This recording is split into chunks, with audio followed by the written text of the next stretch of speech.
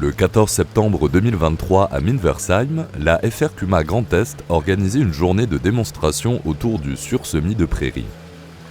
6 concessionnaires y sont venus présenter leurs semoirs plus ou moins spécifiques à la prairie.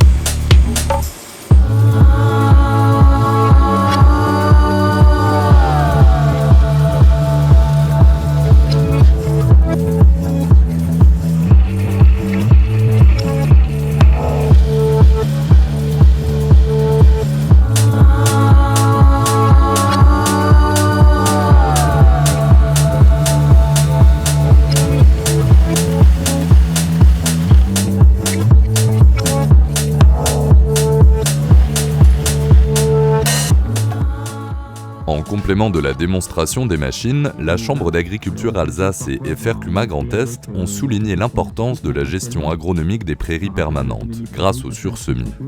Il faudrait conduire une prairie comme une culture à part entière. Il y a plein de choses à valoriser, il y a certaines choses qu'on ne fait pas encore assez bien. Le sursemis, c'est semer des graines dans un couvert sans le détruire. Dans une grande partie du territoire alsacien, les prairies sont en zone vulnérable, donc on n'a pas le droit de les retourner pour les réensemencer. Donc c'est une technique plus douce de remise en état de prairie. Si jamais le semis ne fonctionne pas ou fonctionne mal, on a toujours une petite récolte qui sera garantie par le couvert qu'on n'aura pas détruit. Par contre, il y a aussi un inconvénient, c'est qu'on cherche à semer des toutes petites graines avec très peu de réserve dans un milieu qui amène beaucoup de concurrence. Sursemis quand on n'a plus tellement de bonnes graminées. Si celles-là sont présentes en quantité sur la parcelle, toute petite graine aura du mal à germer.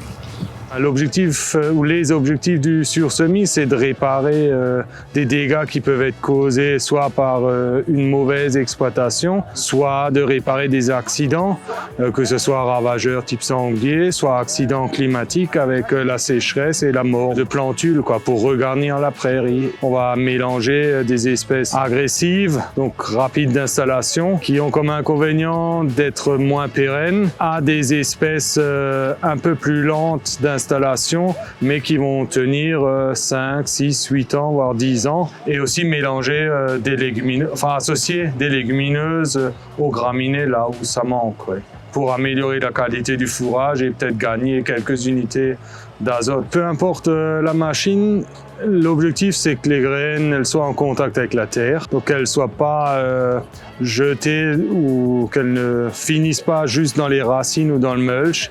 Il faut que la graine, pour qu'elle puisse germer, soit en contact avec le sol et ensuite il faut que ça soit rappuyé. Et on sème comme si on semait sur un sol nu, à 25 kg hectare, 25-30 kg maximum, parce que on est dans un milieu qui fait de la concurrence. Après, le sursemis, on ne fertilise pas. Il faut laisser un peu le temps à ce qu'on vient de semer de se mettre en place. Si on fertilise, on favorise les plantes qui sont déjà présentes et qui vont étouffer les jeunes semis. Le public, qui a suivi toutes ces explications avec intérêt, était constitué majoritairement de jeunes étudiants du lycée agricole d'Obernai. L'occasion de leur faire découvrir les principes de fonctionnement et l'intérêt des Kuma. Quand on est en CUMA, c'est la CUMA qui porte le matériel. Donc, il n'est pas sur l'exploitation. Et dans le cadre d'une installation, c'est hyper intéressant. Parce qu'en individuel, avec l'évolution du coût du matériel, mais aussi de la technologie, on n'est plus en capacité aujourd'hui seul de gérer ce type de matériel sur des exploitations à taille humaine. Sur des outils à dents, en moyenne, les CUMA, on est souvent sur des utilisations recherchées autour de 150 hectares. Et sur des outils spécifiques à disque, on sera plutôt autour de 300 hectares. L'objectif étant de rester dans des coûts entre 35, 40, 45 euros de l'hectare d'utilisation pour la machine. Certains matériels de semoirs spécifiques sont très onéreux en termes de coûts, dès lors qu'on veut avoir du matériel vraiment spécifique au sursemis de prairie.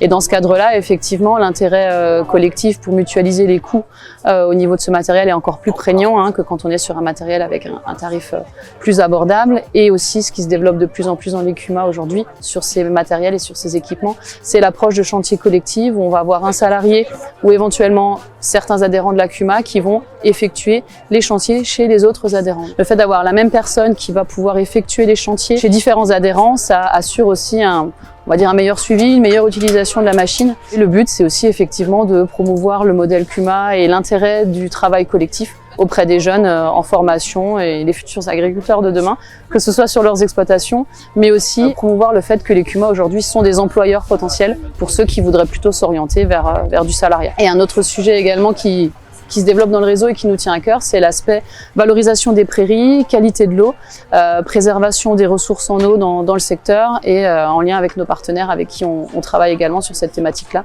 l'Agence de l'eau et les producteurs d'eau potable. L'eau est d'ailleurs le facteur le plus impactant pour la conduite d'un sursemis efficace.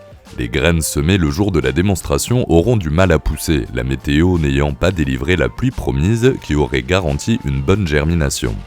Les essais seront cependant suivis par la Chambre d'agriculture afin de comparer les différentes méthodes de sursemis utilisées.